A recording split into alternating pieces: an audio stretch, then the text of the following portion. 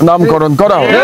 কারণ এই নামকরণটা হলে আমি মনে করি যে উত্তরবঙ্গের মানুষের দুঃখ বেদনা কিছুটা হলেও লাঘব হবে।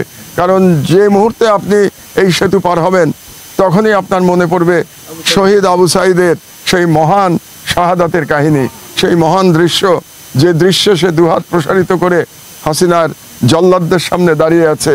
এবং এই দৃশ্য আমি মনে করি শুধু এখন বর্তমান নয়, শতাব্দীর পর শতাব্দী বাংলাদেশের মানুষকে অনুপ্রাণিত করবে। কোন যোগ্যতার ভিত্তিতে কে উপদেষ্টা হচ্ছেন এটা প্রফেসর ইউনূস সাহেব এবং ওনার যারা বুদ্ধিদাতারা আছেন তারাই ভালো বলতে পারবেন।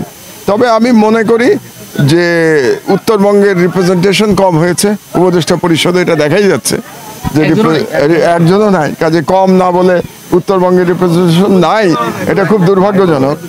এবং আরও যেটা বলতে চাই যে সত্যিকার অর্থে যারা লড়াই করেছে শেখ হাসিনার ফ্যাসিবাদী রাষ্ট্র ব্যবস্থার বিরুদ্ধে তাদেরই তো প্রতিনিধিত্ব খুবই কম এই উপদেষ্টা পরিষদে।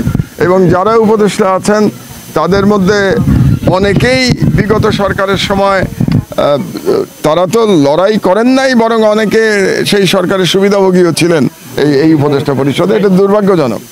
এবং আমি মনে করি যে প্রফেসর ইউনূস সাহেবের এই দিকে নজর দেওয়া উচিত যে অভিযোগ উত্থাপিত হচ্ছে যে কোনো একটি বিভাগ থেকে অতিরিক্ত উপদেষ্টা নেওয়া হচ্ছে,